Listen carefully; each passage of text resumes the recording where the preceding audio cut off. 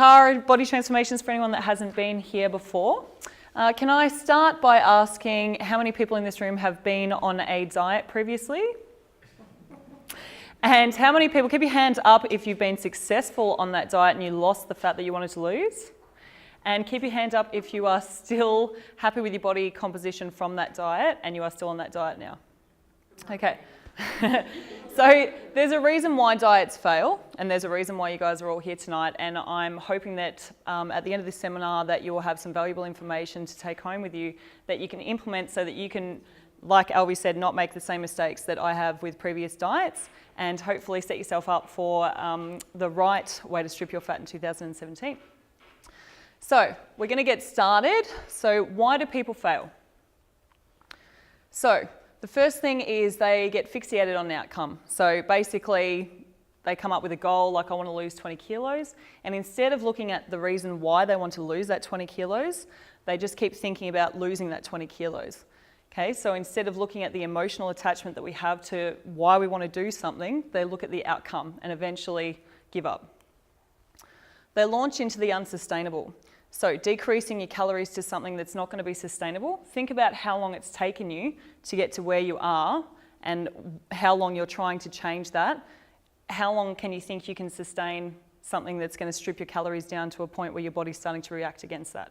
Okay, so we want to make sure that what we're doing is sustainable long term. Way too much overwhelming, conflicting information. Okay, so this industry is flooded. A lot of companies get a lot of money from giving you conflicting information. So you've got a lot of diets that say, eat carbohydrates, don't eat fat. Eat fat, don't eat carbohydrates. Eat protein, don't eat carbohydrates or fat. It's very confusing for everyone, and it's because there's so much money in this industry. So a lot of companies that want to sell your product will only give you part of information, basically what they prefer to. So if they're trying to sell you a low-fat bar, they're going to give you statistics on a study where a certain amount of people have lost a certain amount of weight on a low-fat diet, but they're not going to give you the information that you need for after that. What happened to those people 12 months down the track? Okay, so you look at the biggest loser. How many of them are actually consistent after they leave? Not many. Okay, it's unsustainable and it's conflicting information. So where do we start? Let's start with the metabolism. What is it? So basically, it's a whole bunch of chemical reactions going off in our body.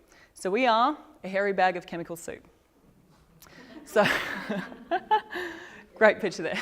So, this super reaction determines three things: how we look, our body composition, the fat that we hold, how we function, our daily performance, our energy, and how we feel, our health, diseases, etc. Okay, so if we're not looking at all three of these things, then we're not going to set ourselves up for success in the long term. Okay, so we need to have a byproduct of the correct metabolism. So this is why our metabolism is so important to be looked after. So what influences our metabolism? Most people have no idea. Okay, so looking at this pie chart, exercise only influences our metabolism by 17%. Most people are pretty shocked at that and think that it would be more like the 66% down here. If we're trying to use exercise as a trade-off, we're setting ourselves up for failure. Little story, when I was in Byron Bay, I wanted to see how many calories I needed to burn off to for the amount that I was going to consume when I went out drinking with friends that night. So a little experiment I did. So I put my heart rate monitor on. I went for a run up the lighthouse and back. It was a very intense run. So I had my heart rate up to 198 at one point. So working quite hard.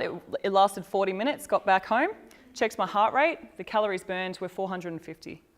Okay, so I went out that night and I had a look at one drink, Smirnoff Black, thinking, okay, how many calories are on this? 312. Okay, so trying to burn your calories that you're consuming is just putting yourself up for failure. Speaking of calorie awareness, let's have a look at how many calories are in a large chips and a cheeseburger from a company that will remain nameless. 700 calories. Now, if we look at 700 calories from unprocessed good food, that's what it looks like there. Most people wouldn't be able to consume this in a day. Most people, apart from us. So it's easy to see how consuming 700 calories of this is going to give you no energy, make you feel terrible. 700 calories over here, there's a lot of dense nutrients, fibre and other things that your body is going to use for health benefits and well-being. Feeding is still only 12% of an influence on our metabolism. So together it's still under 30% of our daily influence on our metabolism. So we need to address the entire metabolism. So calories in versus calories out, it's a nightmare. No one can sustain that. People fail because they diet, cut calories, cut carbs, cut fats. Either way, they're not looking after their metabolism, which if you remember that pyramid of health, so how you look, how you function and how you feel, if we don't look after those three things, then we're not setting ourselves up for success long term. Okay, so we need to make sure that we're looking out for our metabolism. People cut calories as well. So looking at 300 calories would be 1 cheeseburger, a massive plate full of vegetables. Again, someone may not be able to finish that in one sitting, but that would be consumed and people would still be hungry. Looking at a salad, so even adding in chicken, so you've got chickpeas, beans, and a massive plate full of salad, still only 300 calories. Even looking at red meat, with a massive plate full of vegetables, that's still only 300 calories. So a lot of people think that by adding in red meat, that they're adding in a lot of fat and calories to their diet, but when you look at it in comparison to this, it's nothing if it's not processed. Muscle mass matters. Looking at our metabolism, it influences it by 66%. So that's a big chunk that looks after our metabolism. Temperature regulation comes in at 5%. So it's really important that we look after our muscle, and even more so because as we age, we start to lose it. So from the age of 21, we start to decrease our muscle and we start to replace it with fat. So if we don't do anything about that, it's pretty easy to see why our metabolism starts to plummet down, and then it becomes harder to keep that pyramid of health, which is how we look, how we function, and how we feel. So remember, the metabolism looks after all three of those.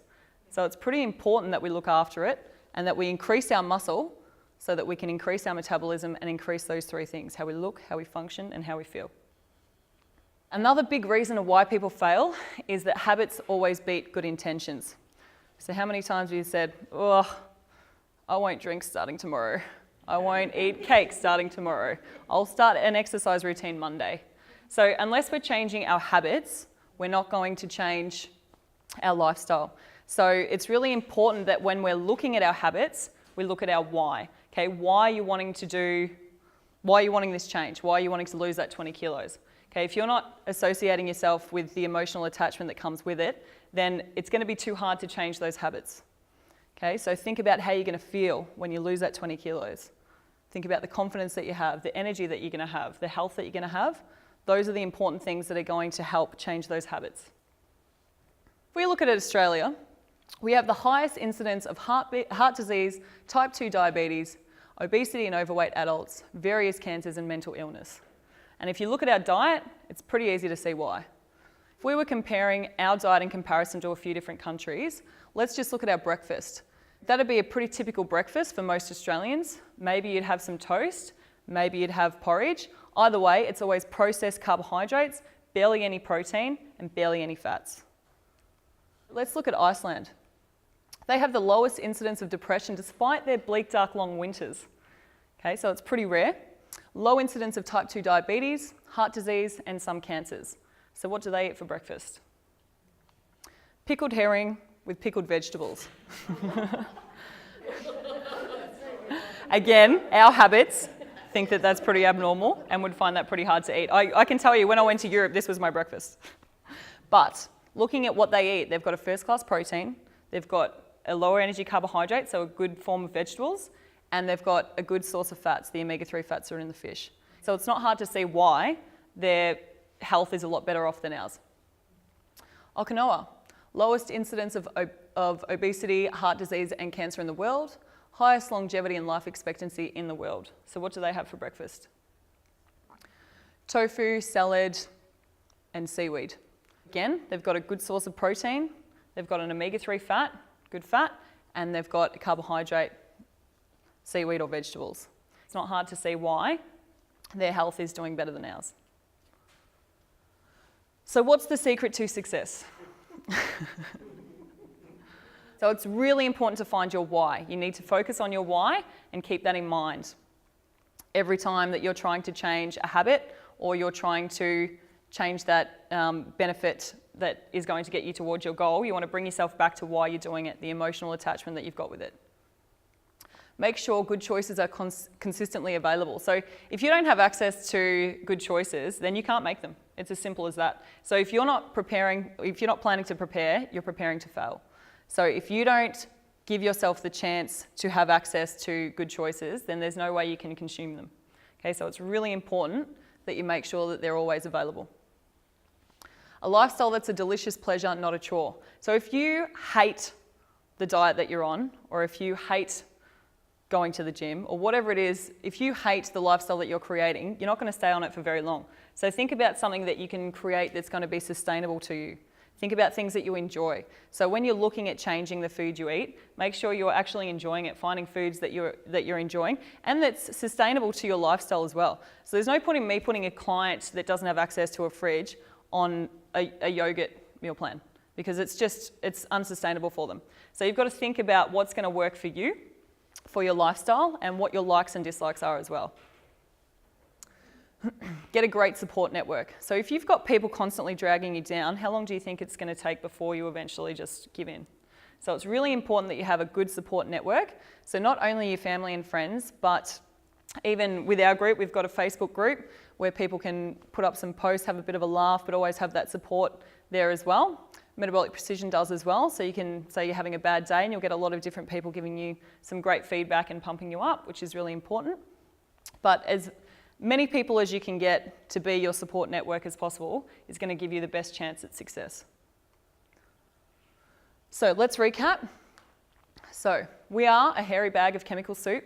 Make sure you take care of your metabolism. Exercise is not a trade-off. You cannot out-train a bad diet, so don't try. Don't cut calories, replace them. So remember the calorie awareness that we're going back to. We want to make sure that we're keeping our calories as high as we can, because when we're eating good foods, it's actually not that high. Muscle burns calories. It's important to keep as much muscle as we can. As we age, we start to lose it. And remember that muscle looks after the three things: how we look, how we function, and how we feel. So keeping it is one of the best things that you can do for yourself. Habits beat good intentions. So try to find ways to form new habits that you actually enjoy, and make sure that you found your why and that you're using that when you're changing those habits, because otherwise it'll just be too hard. Okay, so a few clients that have done really well on the program. So Shez Cat, a few of you know Shez. So at week 1, here Shez was. She was training quite heavily and barely eating anything. And here after 12 weeks, she lost 73.3 centimetres and has since lost even more using the same program and the same eating plan. So yeah, basically we really had to strip down the amount of exercise that she was doing because she was overtraining. And remember, going back to that muscle matters, she was eating away at her muscle, which was then decreasing her metabolism. Okay, so it was imperative that we increased her muscle, got her off stripping back all that muscle, and fed her as much as we could, basically. Kate Brennan, so at week 1 and after 12 months. So the first program, she lost 67.5 centimetres, which was 3 times her original goal. So she was pretty happy with that. And I remember saying to Kate at the 6-week mark, telling her the amount of centimetres she lost. I think at that point she'd lost 20 centimetres, and she said to me, I don't feel like I've lost any.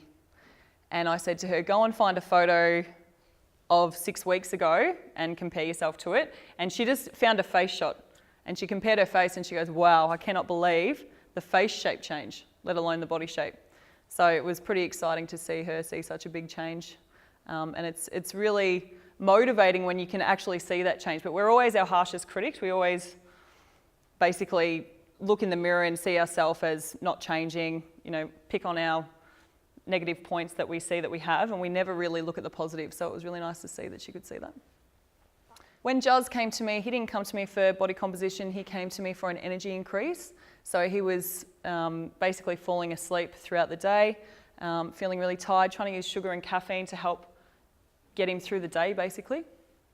But as a side effect of having the right nutrition, he got a pretty amazing body too, which he wasn't complaining about. Neither was Shez. But yeah, so Juz is now one of the most energetic people that anyone can ever meet, for anyone that knows Giles. He's, very bubbly. So Jacinta did 4 programs with us, and again, Jacinta came to me and just wanted to try to get a bit more energy and decrease her depression. So again, a side effect was that her body composition came through from that. And now she's off all medication, feeling amazing, and wants to be a bodybuilder. So this was her at the start, and this was after the 3rd program. Amy, my little superstar who can out-squat me.